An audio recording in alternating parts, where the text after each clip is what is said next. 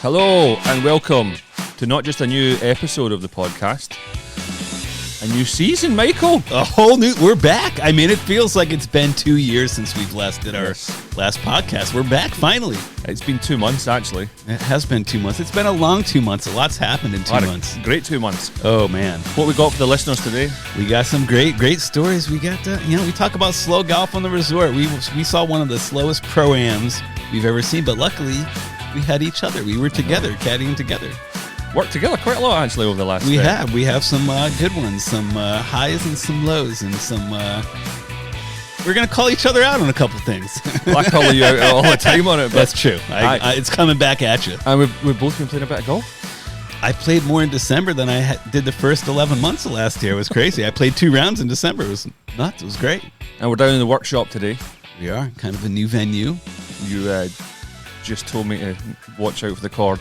Yeah, he kind of. If you remember a few episodes ago, we had to redo like the first half of the best podcast we've ever done, and it didn't come out quite as good. But the chord was it came out way better. Did it? I think it would have come out better. Well, you don't know because you lost the footage of the first half. But I thought it was. There was one conversation with him. Remember what he said? Why I didn't want to work for him. Vaguely. Okay, I do.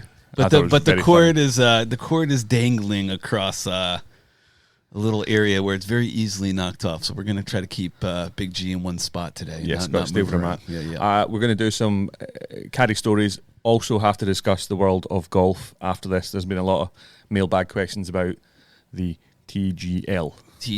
I mean, the new PGA Tour season or lack thereof, in my opinion. We'll but crack on with that in the second part. So get cracking. What you got?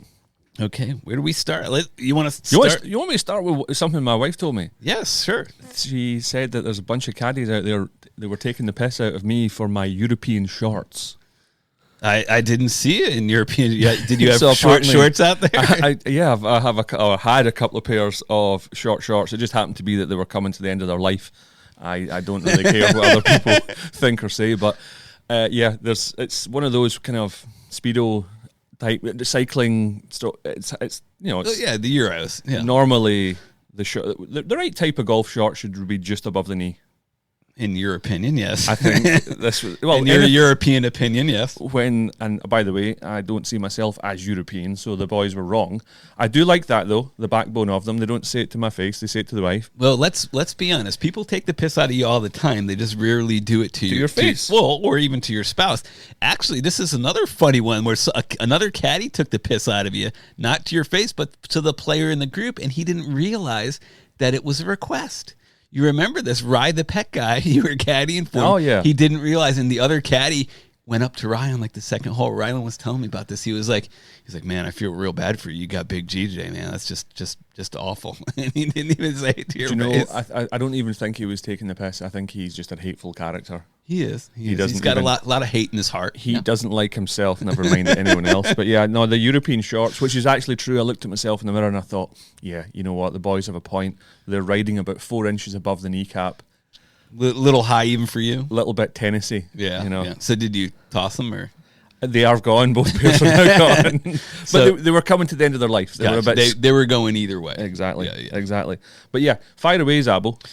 So I played golf twice in the month of December, and normally the times that I play golf now are when people invite me to play, and randomly I got invited twice at the Wii course in a matter of 2.5 weeks, and both times, they wanted to take caddies. I got to give shout out to Craig's Ramsbottom, who was he was supposed to play, was unable to make it. He came down with COVID, but got to shout him out. Is that still a thing?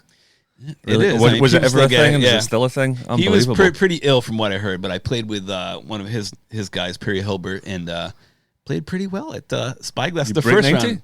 I did. I shot 76 that first time. Second time, not so much. Wow. Yeah. But the second time, I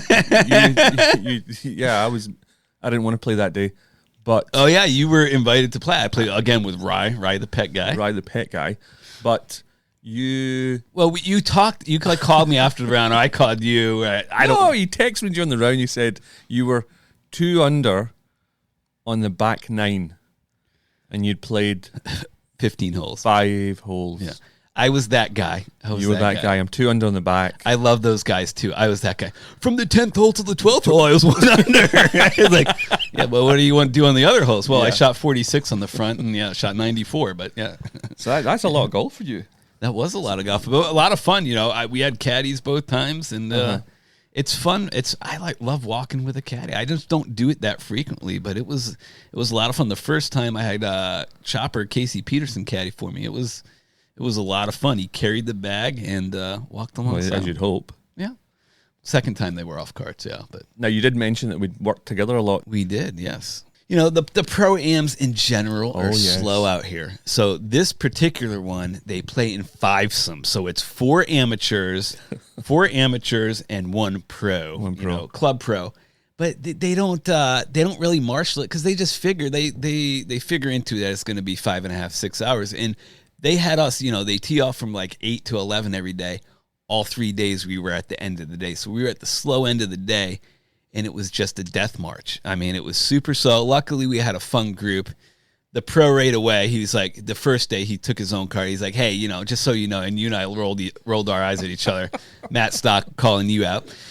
He looked at us. He's like, yeah, just so you know, I'm not going to require a lot of help around anything. I read my own putts, get my own yardages. First day, we read all his putts, but the second day, he's like, yeah, I'm just going to throw my bag on this cart here. And he's like, Mike, you'll be doing this. And yeah, I'll run back and forth. And I did a triple that day. You did the triple. I did a triple. 2 and 3. They didn't touch the cart. I drove the cart all day. I remember, luckily, I had plenty of time because it was super slow. But every yardage, every read, I did a triple. That was very amusing. Day one, oh no, boys, I'll do my own thing. And we're thinking, sure. Yeah, sure. we've heard this First before. Hole. First hole. Yeah. What does this do? And it was, we tee off on the 15th. He said, is this playing uphill for his second shot? How far through the fairway? Yeah, exactly. On the green. And when they say they want no help, they want help and then some. Everything. But I was shocked. You did. Hats off to you. Hats off to you. Thank you. I had an easy day compared to you.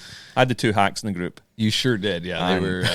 Yeah, it was fun. It was a fun tournament. But yeah, man, Zabbo doing a triple caddy, and the number of clubs. I remember, was it not in one? You kind of got a wee bit annoyed on the last day because everyone's asking you for questions and you were like, yeah, here, guys, whoa. I'll get to you. Clubs here. I'll get to you. Yeah, relax. Wait your turn. I'll be right with you. I was talking about, obviously, working with you. We had Peter from Greenock for a little corporate event. Oh, yeah. This was you go. It was a fun one. Well, it was the beginning of 10 days that I would have to say maybe my most favorite 10 days of caddying ever, which translates into I've made the most money that I ever make in 10 days because this loop was very lucrative. Not that we had Peter for two days, but I've known Peter. I think it was your first time meeting him. Peter, it was. I enjoyed Peter. He's not a big real fan of really playing. It's unbelievable. He had a sore back. Yeah, and bad back. FYI, he's had a sore back since I met him. Right, that's his excuse to his clubs are on the cart, but there's very rarely pulled out of the bag. I mean, there's not many shots hit, and it was my favorite moment of the whole trip was the second day. We're at the big course. You're doing a triple caddy again. No. This was just the foursome, but we're at Gordon's doing a double, but there's only one player. That's playing. what I mean. There's only one player playing, and you were working for him. So and I was working for him because Gordon was in the cart. So Peter goes. We finished the 14th. He's in the cart, and he's like, "You have my driver up there?" And Gordon goes, No, you don't want to play this one. Sit in the cart. He hasn't played a hole all day. He's like, no, I want to play this one. He's like, no, trust me, sit this one out. You don't want to play this hole because Gordon just didn't want to caddy at all that hole for him. He's like, no, this isn't your hole. Just why don't you sit this one out? Remember your back. Your back. Yeah, your back hurts. You don't want to play this hole. It's bro, he hasn't played like 2 holes all day. I was trying to have him, save himself for the last 3 holes. Yeah, of course. 16, 17, 18. I thought, here, finish strong. And I don't think he had a shot on any of those holes. No. he literally didn't play all day. No, and he has fun. He just hangs out and chit chats. And he's played the course a million times, and he does have a bad back. He knows your football back home. You and him talk football all day. All day. He absolutely loves it. Yeah, he absolutely loves it. That was a couple of days. Then after that, I had a guy, Concrete Ricky, came up from LA. He is the one that in the 100th episode, remember that, where he was in Vegas. Oh, that guy. Yeah, and he shit his pants. amongst other things. Yeah. I finally met the guy that he was with who left $80,000 at the bull pit or something, as they call it, or the Oh, yeah. in the pit or something. And they went back the following day, and this guy Ed said, "What happened?" He goes, "Well, you left $80,000 here," and he'd completely forgotten. Wow. So he was in town with Ed, and that was a lot of fun. Just good lads on the course, just top lads. You have a great laugh. You come off the course, you get paid, and you think that wasn't real. I'm getting paid for that. That's the best part of our job. A lot of days it doesn't feel like working, especially when you're working for Peter there and actually not working at all. Not working at all. And then this past week, I've had a couple of lads in, Scott and Billy from Edinburgh. Nice. So I was put in contact. Mutual friend put us in contact. I helped them with their whole trip. They had a phenomenal, I think they played 7 games of golf. The list was just off the charts of what they played. There's something special about caddying for people from where you're from. You'll understand this. Oh, 100%, yeah. If you imagine if you were in Scotland at St Andrews caddying and someone came in from Rhode Island. It's amazing, yeah.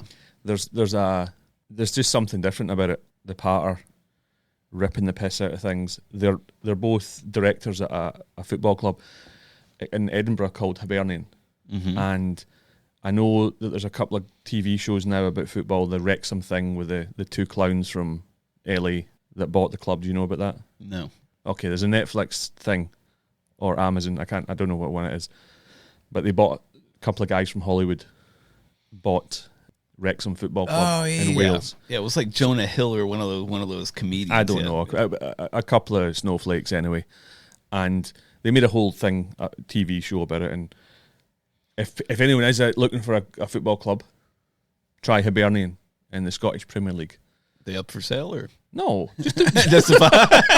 Well, people get them at a discount. You'll always ask people. You're caddying for people. They say, "Oh, do you like the Premier League?" I get into the Premier League. Who should I support? And I always tell them Aston Villa because that's my team. And now I'm telling people, if you're looking for a team, Hibernian Football Club. There you go. You know, it's you're going to be in for a lot of heartache, but it's good stuff. Now, it takes a lot to impress me, Michael. I just showed you what the boys brought me, correct? You did, yeah. So Aston Villa's my team. Our captain is a guy called John McGinn. John McGinn used to play at Hibernian.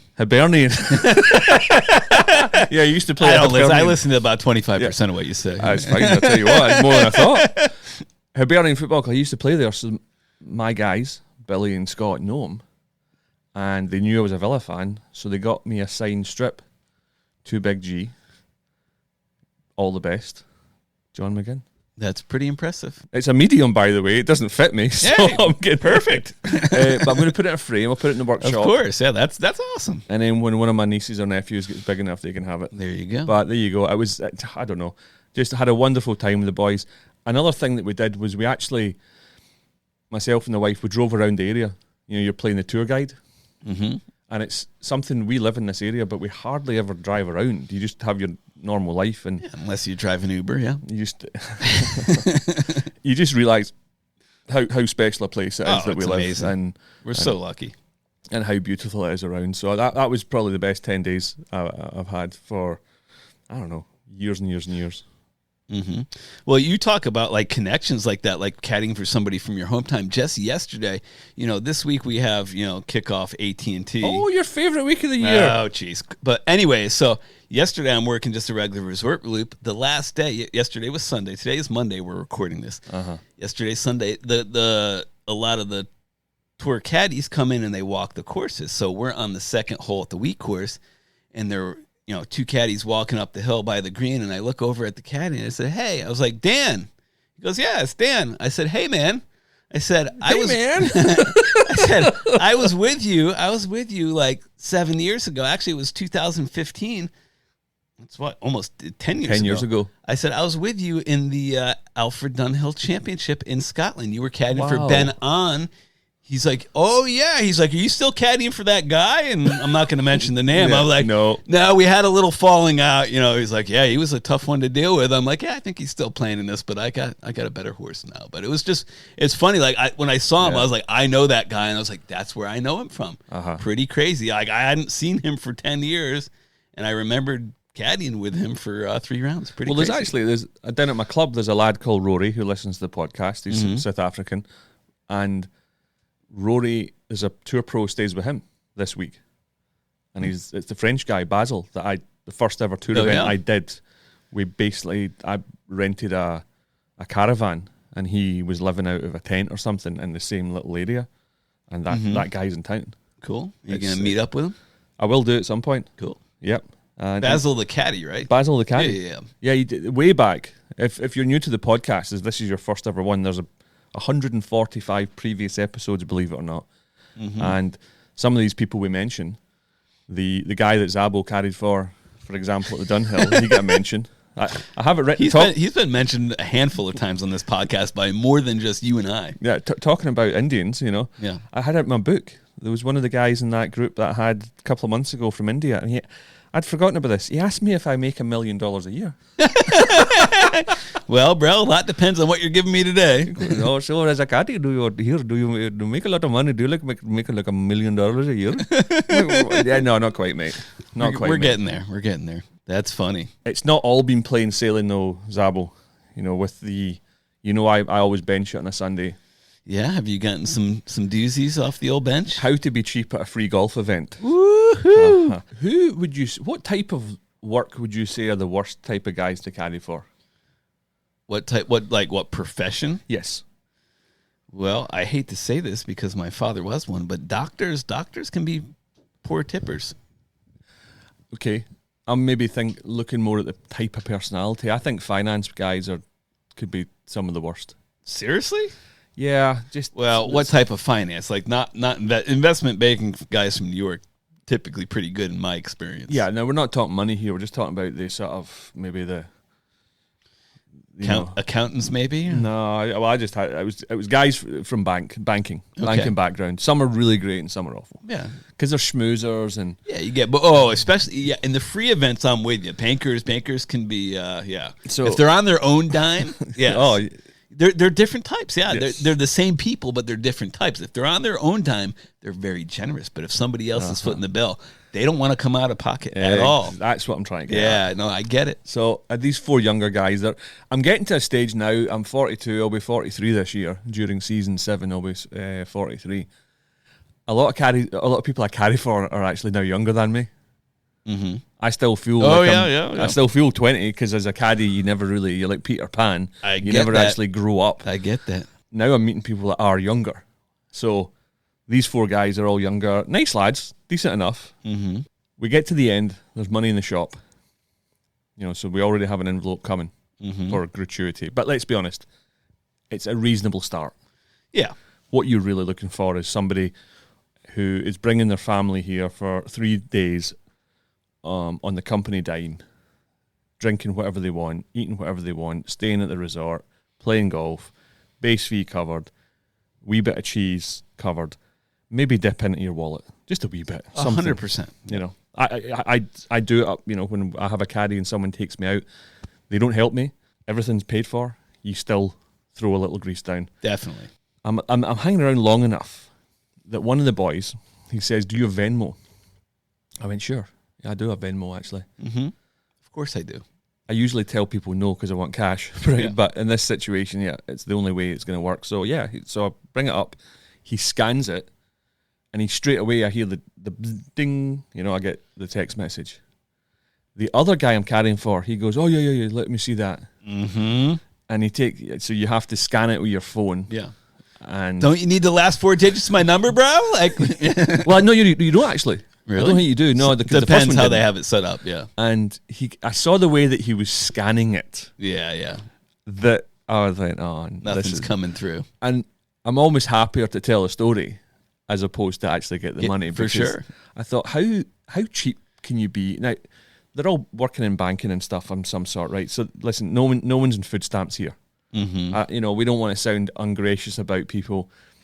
We do come across certain people that you don't have the money, whatever. Well, we come across very few, let's be honest.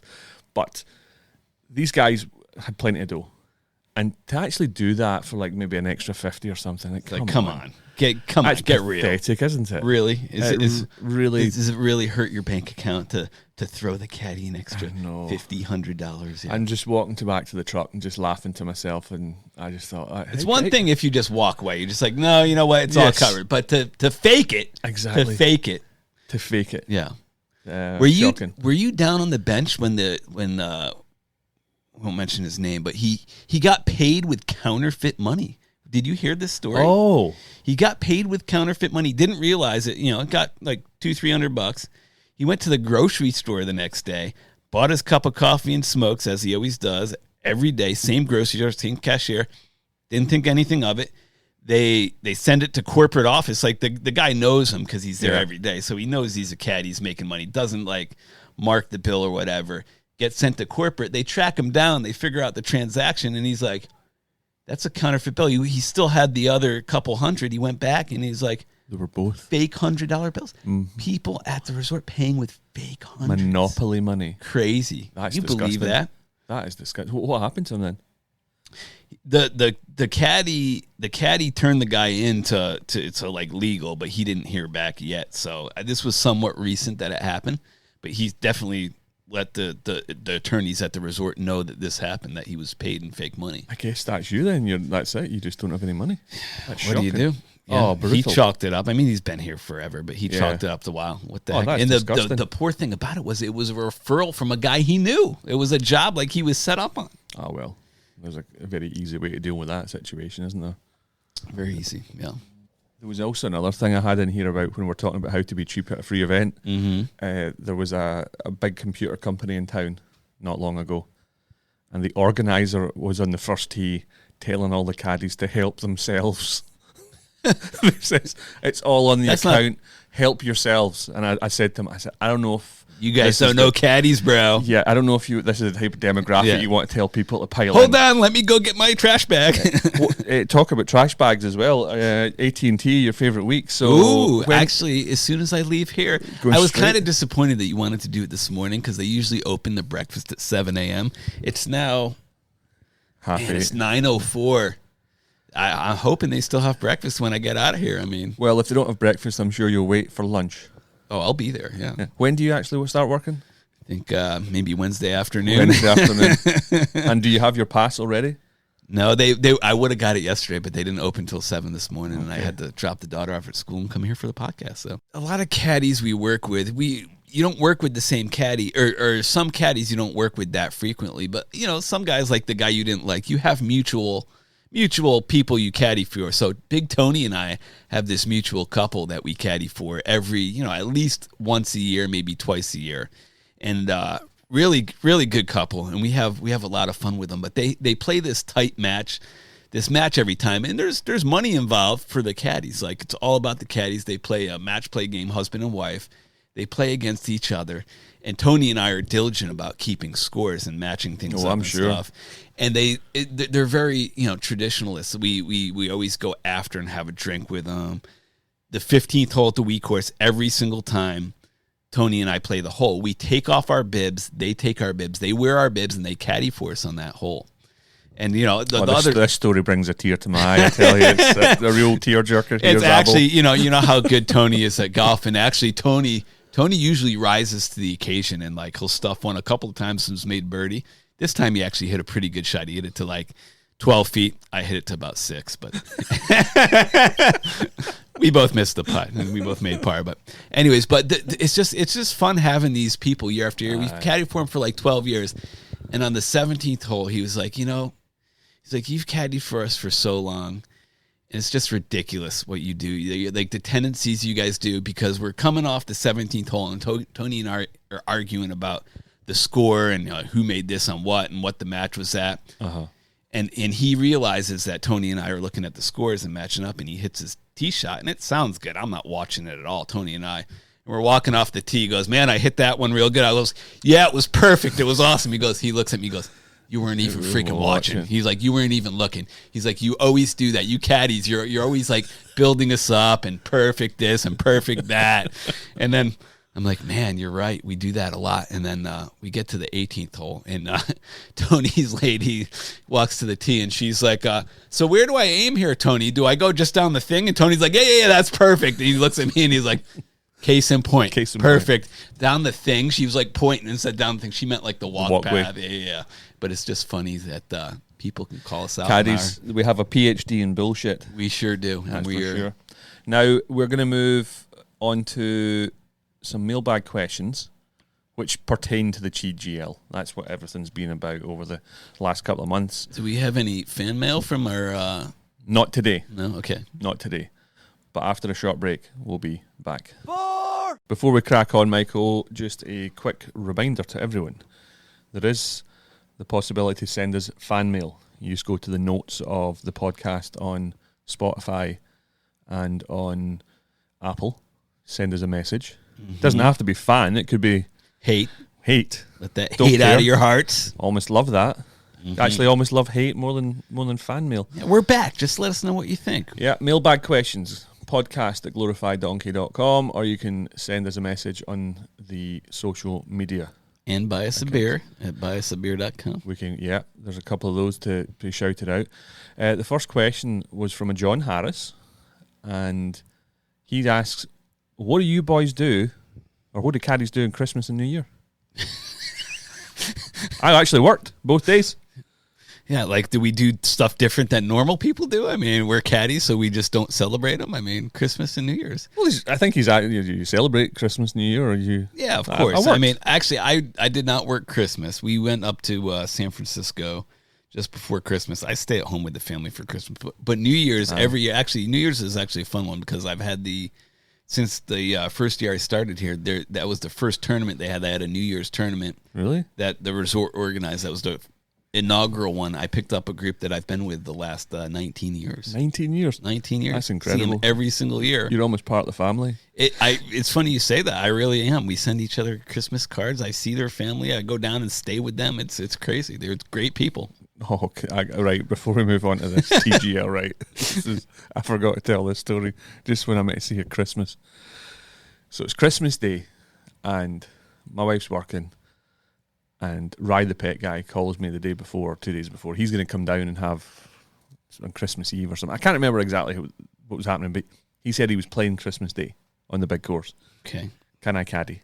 I'd been in the range at the TaylorMade event, and Chris Rose, who we had on last year. Love Chris. Chris had said to me, do you want to caddy for, we'll use Harris as the name. He says, do you want to caddy for John Harris, really known, well-known guy here. The office had called Chris. He says, you've been requested by John Harris for Christmas Day. Do you want to do it? Really well paid. Guy's absolute baller. Chris couldn't do it. Family stuff. Asked me if I wanted to do it. I'm like, no. And then about 2 weeks later, find out wife's working. I thought, what am I going to be doing? Yeah. I says, you know what, Chris? I'll do it. So I'm all set to do it. And then Rye, the pet guy, calls me and says, I'm going to play Christmas Day. Do you want to work with me? I says, what time you going? He goes, 8 o'clock. I says, 8 o'clock, finish for before 1. Or I can take the 11 o'clock, John Harris fat loop. And I don't know what it was, but as you get older, you get wiser. You just have this intuition. I went, you know what, I'm going to take that 8 o'clock. I can get home. I can get my turkey cooked. For sure. Job done. Yeah. So I give it to our WNBA player, Taylor Pruitt, who's a keen listener. And yes, he never the other day. He never actually played in the WNBA. He tried. He did tryouts, but never got in. Yeah. Wasn't good enough. He had too much estrogen in the system. But there's so many ways that could go. So I said, "You want to do it?" He goes, "Sure, I'll do that. I got no plans for Christmas." I said, "We come to mine after." Very nice. So he actually came and had Christmas dinner with us. Awesome. And he came over that night. He said, "I said, how was the loop?" Because I said to him, "Listen, it's John Harris of, Harris Inc." And this is like a well-known local guy? A well-known local guy. His name's not Harris, but I'm just using Harris. Of course. Okay. And I said, "Listen, you'll get really good Christmas money. Santa's going to fill your stocking, right?" Well, he turns up. He says, "You're not going to believe this." He says, "This is podcast material." I says, okay, what you got? He says, it wasn't John Harris. It was Joe Harris from Canada. Oh, jeez. Oh, they didn't even tip him the minimum. Oh, jeez. I'm so happy to hear that. Schadenfreude. Just so happy to have gone with my gut feeling. Oh, God. Don't you dodged a bullet there and gave Taylor a bad. That's kind of sad, though, that you say that, because just the other day I had that loop that you were going to do. I was like, this is going to be podcast material. And then I told you, I was like, I told you on the first tee after I met the people, I'm like, yeah, you're going to want to bail on this one. It's not good. Then I'm on like the fourth or fifth hole. I'm like, you know what? I'll send one to Taylor, same guy. I'll send one. I'm like, Taylor, I got good 4 caddy for you tomorrow. Hook you up. And the money was a little light. Oh, was it? It was. And then I texted him after the round, and I'm like, hey, Taylor, just so you know, this is what it's paying. You may not want to do this. He's like, it's winter. I need the work. I'm going to do it. So you and I both gave him poor paying jobs. Siler Taylor, we're going to hit you with something fat soon. Right. Several people who listen. We got Joe, we got Bev, Chris, Peter. They're all asking, have either of you boys been watching the TGA golf show on ESPN? TGL. What do I call it? TGA. Okay, TGL even. If so, what are your thoughts?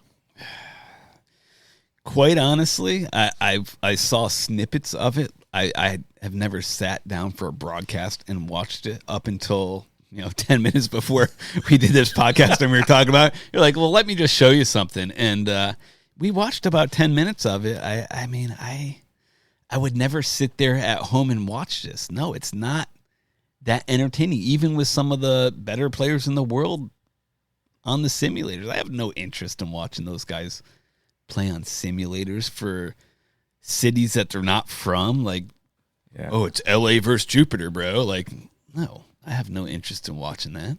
Yeah. It's not compelling TV to me. No. It's not compelling TV. It just... For those that don't know, I don't know if TGL or even TGA is getting shown around the world, if it's just in America. But it's this new simulator-style golf in a stadium that they've been talking about for quite some time. They play off a turf, so they actually bring actual turf in. Yeah, they bring real grass in. That part of it was cool, I thought. There's they hit the ball into a massive screen from a maximum of 35 yards. The screen is curved, I think. It's about 25, 30 times the size of a normal simulator, so it's this huge screen. Yeah, it's massive. It's in this small stadium, and it looks as if it's only corporate boxes. And it didn't even look like they were filling out the corporate boxes. And of course, being corporate, Jimmy had an important meeting down in Florida, so he couldn't make it. They're half empty. They hit the ball, and it hits the screen, and it goes plunk. The green moves. So they got actuators. That part's cool. Like, they have actuators that changes the slope of the green, so they can actually get in there and read the greens. And the sand is real. The show is on for 2 hours every Monday.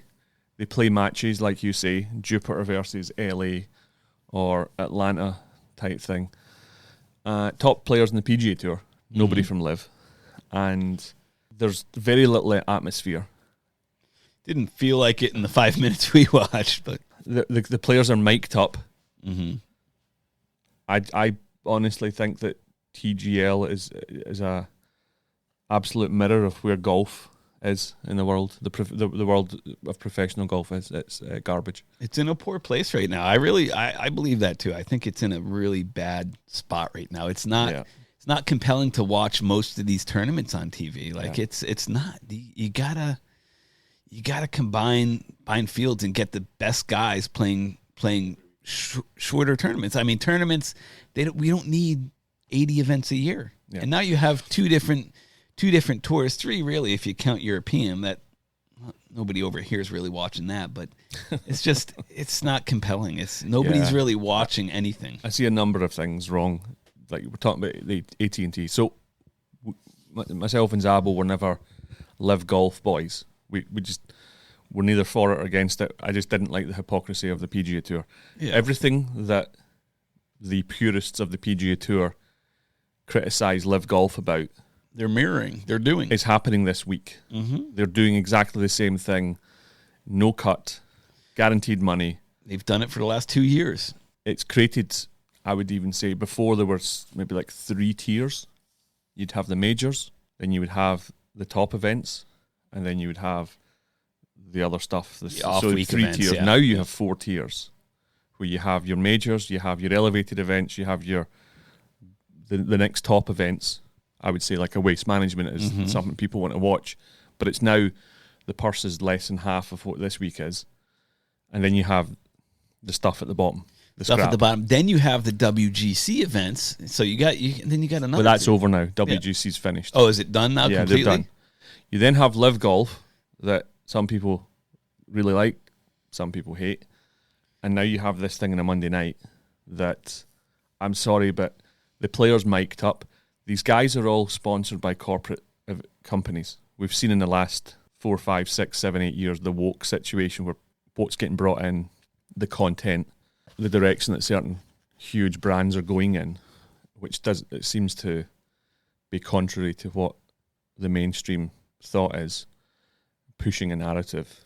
Justin Thomas a couple of years ago, he calls himself a slur because he misses a putt. Yeah. He's caught by a hot mic. He's then made to apologise pretty much and lose all his sponsors.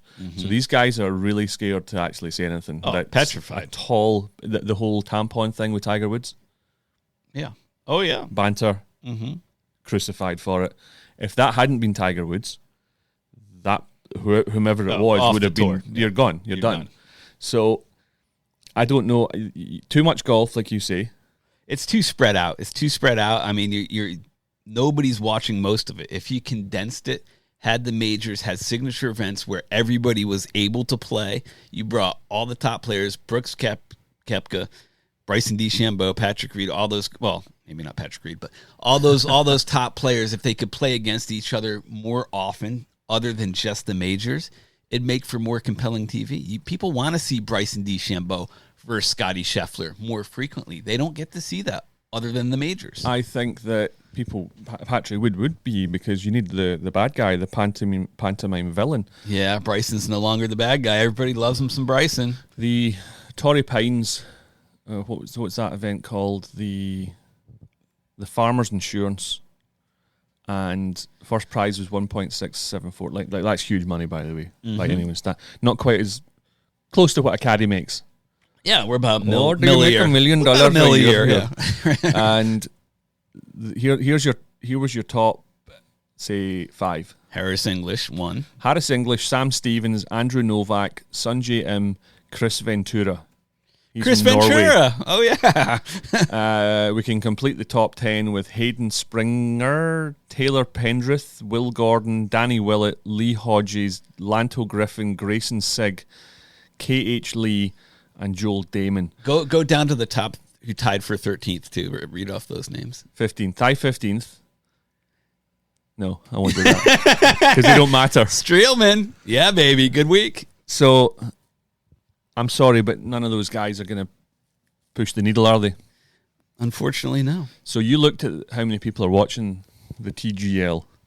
First week was, what, 1 million people tuned in? Million, and it's tapered off since then. I think week 3 they were down to about 600,000, so that shows you a lot. Now, do you have the numbers for how many people watch CBS, which is the major? I do. They vary, network. But for instance, on May 12th, 2024, the broadcast delivers 4.79 million viewers. On a Sunday, right? Yeah, but they average, 4 million viewers. If you actually look at the Masters on a Sunday, they're about 10 to 12 million. Yeah. This is a Monday night that they're doing this. Mm-hmm. People have been to work. They have time to sit home. They have time to sit home and watch a little TV. And it's not catching the attention. It's one in 12. Not even catching the attention of the golfers, Yeah. So I think that they're trying to do something with golf that isn't really resonating, obviously, with people. As I say, number of problems. The players they don't have the personality. Gary Player was a big personality. Lee Trevino was a big personality. You've had big personalities, and John Daly was a big personality. Mm-hmm. Even Phil Mickelson, he knows how to chop it up. But so I don't think you have the personalities. They're scared to say anything that's going to be at all controversial because of the sponsors. Mm-hmm. The stadium is tiny. Like they say, it's in a big arena. There could be no more than 2,000 people there. You wouldn't think. No, it At looks which small. point, I mean, they'll be selling corporate boxes. yeah. So I'm sure there's not much in the way of general admission. We'd have to look at ticket prices for that. And the whole concept of hitting at a screen, it didn't. I don't know. They're playing for something that really. Oh, we're playing for LA. Oh, we're playing for Atlanta. We're playing for Jupiter. There's no. This isn't Ryder Cup. How many people are really supporting their local home team and are like getting amped up for? Oh yeah, Monday night. We got a game, we got a game. LA's playing. Like, and a little bit like Liv, how they're trying to create franchises. Yeah. I just don't see how that's catching on. Another thing that's trying to mirror Liv. And, we're going to see this year with what happens with Liv as far as ratings, because they have a real TV deal. They're going to be on Fox this year, starting just in a couple weeks. So we're going to see what happens with their ratings. I think, in my opinion, again, we're so divided and it's too spread out. They're going to have the same problems with ratings. They'll probably be better than TGL, but not much. Mm-hmm. They'll take some from the PGA Tour, because there's only so many people. You're not going to get someone that doesn't watch golf watching this. You're not going to get somebody that watching Liv that doesn't already watch PGA Tour. Correct. So I just wonder if they are overestimating the marketplace. I think they are. And unfortunately, like this AT&T, the stands. Very few, but their target. They're going to have less fans, but their target audience is much different this year. They're going after the high. There still be reasonable ticket prices, but they're going after a lot of the high dollar ticket prices with the corporate boxes. There's a lot of corporate clubs. The target audience of golf nowadays is corporate. 100%. So they got to go where the money is. I mean, you got to go where the money is. You need the fan base, but you got to go where the money is. Or you create the market. Correct. That's it. So, again, it goes back to, who's growing what here? Nobody's growing anything. It's shrinking. The only thing that's growing is people's bank balances that already have plenty of it. Mm-hmm. So, I don't know. Yes, have we watched it? Zabbo has watched very little. I caught some of it last Monday and was shocked that when it just finished and it was done. The commentary is garbage. It feels like they're really reaching when you listen to the commentators. Serena Williams. Oh, he's like, the left side here. You got to avoid the left side. The left side. You're hitting to a freaking screen. Get out of here. Oh, you can't go a little left. It's like, well, he didn't really hook it that much. I think the monitor might be off a little bit. Like, come on, bro. The best was the one where Tiger Woods hit it 40 yards over the green with like a lob wedge. It's then the commentators questioned if the screen was working. Yeah. Get out of here. I don't know. They're not. It's hard enough to build drama on a real golf course on a Sunday when you have 20,000 fans around the final green, fully medicated. Yeah. Never mind this. So building it around this simulator. It seems all sports nowadays are just trying to turn themselves into a big business, and I don't know. Maybe you just should be happy with where it's at, but we'll see. It's not caught my imagination. But again, we're a tough sell. We are. I'm not going to tune into it. Listen to Serena Williams talking about golf. I think I was looking that up. I think she was just on for 1 week. But yeah, I hear you. I hate to use the word celebrities, but if they maybe had some funny guys in there, or something, you have a partner. We used to have a great show in the UK. It was called Big Break. It was for snooker. So you'd actually have members of the public that would come in and they would play with a professional. Mm-hmm. And it was quite fun. Have some games. That would make it a little more compelling. It might be interesting. Bring the 20 handicap that's going to shank it off into the crowd and hit somebody. That might actually be much more realistic. Yeah. It's almost like a game show, and you have a decent guy that's presenting it, and you are playing golf. Billy Stevens, come on down, Mr. 28 handicap out of Pensacola, Florida. Can you imagine just shiting himself, obviously? Yeah. Oh, yeah. Yeah, but I think that'd be more realistic. But I don't know. We'll see. But we'd love to hear your thoughts. So make sure and email podcast@glorifieddonkey.com. Michael, we're going to move on to our shout-outs. I'll start off. You did mention earlier on, buy us a beer. So you can go to the website, glorifieddonkey.com. If you like what we're doing, you can show your support. You can buy us a beer.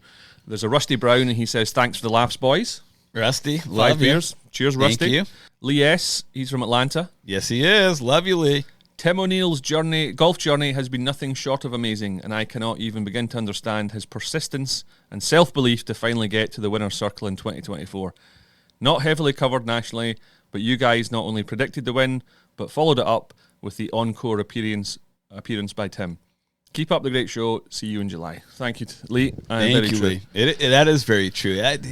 Those are the stories in golf. I agree with you, Lee, there. I mean, those are the stories in golf that do make compelling not only compelling TV, but compelling stories. I mean, that story, the story of Tim O'Neill's life and his journey to get where he is now is incredible. Yeah. It's incredible, and hats off to Tim. He put in the hard work, and it has paid off, and I think you're going to see him win again this year. That's why people love to hear about the struggle, because it is something that they can actually relate to. Thank you, Michael. Shocking.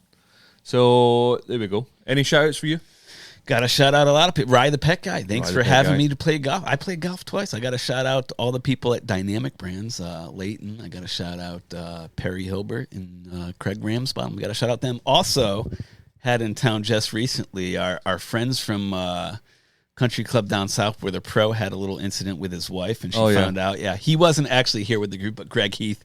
Got to shout out Greg and Steve De La Viega, Mike, and John. Good to have you boys in town. That was a fun 3 days. Lovely. Yeah, you met Destiny. She was heading off to play Cypress Point the other week. Oh yeah, Destiny. Yeah, the Rich Casper's girlfriend. Her mom. Fiance. Oh, they're engaged. Yeah, he popped the question. Yeah, didn't take him long. I didn't know her, and then I saw you talking to Destiny. I was like, what's going on? He's like, oh yeah, she listens to the podcast. Yeah. Sorry, I should have introduced you to her. Going off to play Cyprus. Good for you. Hello, Graham, back in Edinburgh. Of course, my boys Billy and Scott. Billy owns a lovely hotel in Edinburgh. For anyone going to Scotland, if you find out yourself in Edinburgh, check out a hotel restaurant called Black Ivy. Black Ivy. Yeah, apparently it's the absolute top place in the whole country. And if you're looking for a football team, check out the Hibs. So Hyperion. Excellent.